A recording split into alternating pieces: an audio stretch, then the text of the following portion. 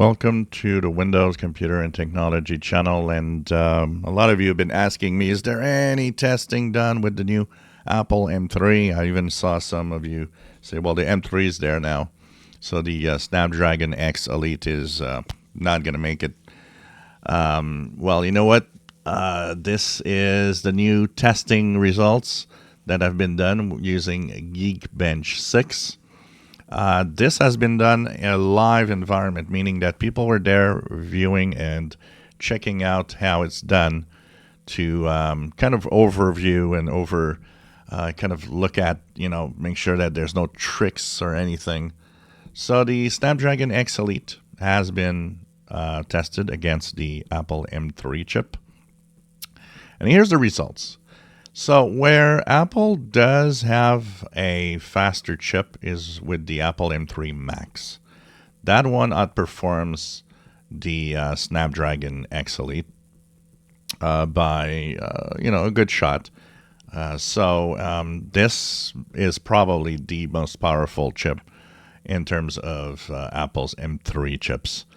But once you go down to the Apple M3 Pro and M3, that's where, on the M3 Pro versus the Snapdragon X Elite running 80 watts. 80 watts means that it has a fan to dissipate heat. You know what?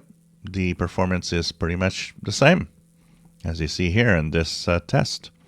So, and if we look at the Apple M3 Basic and run it against the Snapdragon X Elite, running 23 watts, meaning it's running at lower power and does not require any fans to run, well, it beats the Apple M3 Basic.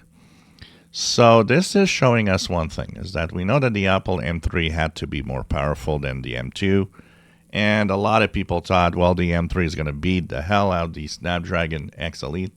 Well, it doesn't really. From what we see here, the Snapdragon X Elite ARM processor is still in the race, and it's in the game. So this is supposed to be released sometime in mid-2024.